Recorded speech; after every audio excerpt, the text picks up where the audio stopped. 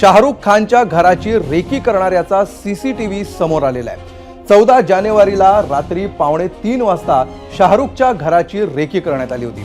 अज्ञात व्यक्तीकडून शाहरुखच्या घरामध्ये शिरण्याचा देखील प्रयत्न करण्यात आलेला होता। सैफवर हल्ला करणारा आणि शाहरुखच्या घराची रेकी करणारी व्यक्ती एकच आहे का, या अँगलनी देखील सध्या तपास सुरू आहे।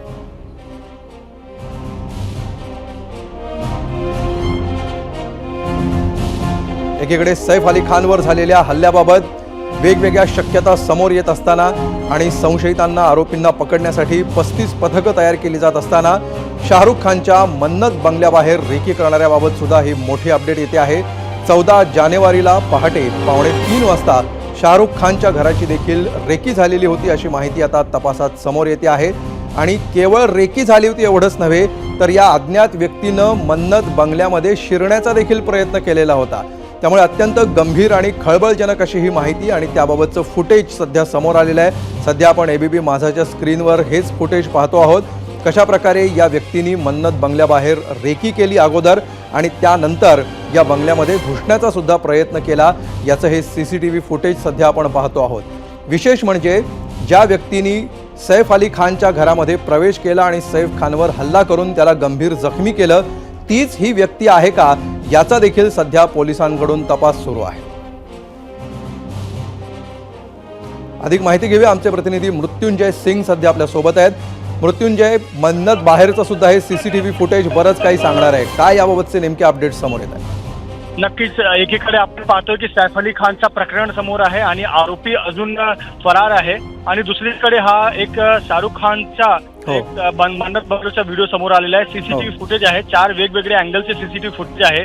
त्यामध्ये आपण पाहतोय की एक जे शख्स आहे, संदिग्ध आहे तो, आणि तो घरात आत जायचा प्रयत्न करतोय, पण तिकडे सुरक्षा जारी आहे। आणि ही जी घटना आहे 14 तारखेची आहे। 14 तारखेला रात्री 2:30 वाजताची घटना आहे, जेव्हा हा जो सस्पिशियस एक संदिग्ध आहे तो आतमध्ये जाण्याचा प्रयत्न करत होता। पण महत्वाची गोष्ट अशी समोर आलेली आहे की हा जो प्रकरण आहे याचा मुंबई पोलीसमध्ये तक्रार करण्यात आला नव्हता। कारण असं होतं की काही जे कर्मचारी आहेत त्यांना असं वाटलं की कोणी फॅन असेल किंवा तो आतमध्ये आला नाही तर या प्रकरणामध्ये तक्रार झालेला नाही। पण जेव्हा सैफ अली खानचं आता प्रकरण झालेलं आहे तर आता पोलीस या अँगलनेही पाहतोय की हा हे जे संदिग्ध आहे तो कोण आहे, एकच इसम आहे का ज्यांनी पहिला शाहरुख खानच्या घरमध्ये जाण्याचा प्रयत्न केला आणि नंतर सैफ अली खानच्या घरमध्ये दाखल झाला, तो सेम व्यक्ती आहे का, हा दुसरा व्यक्ती आहे? तर आपण पाहू शकतो हा जो व्यक्ती आहे तो 2 वाजता रात्रीच्या आणि 44 मिनिटाला हा मन्नत बंगल्याचा आजूबाजूला फिरतोय आणि जो बाउंड्री वॉल आहे ते बाउंड्री वॉलचा आतमध्ये जाण्याचा प्रयत्न करतोय। पण तिकडे जे बाउंड्री वॉल आहे खूप उंच आहे आणि त्याच्यावर लोहेची जी जाळी आहे त्याच्या कारणामुळे तो आत जाऊ शकला नाही। आणि आपल्याकडे 4 वेगवेगळे अँगलचे सीसीटीव्ही फुटेज आहे।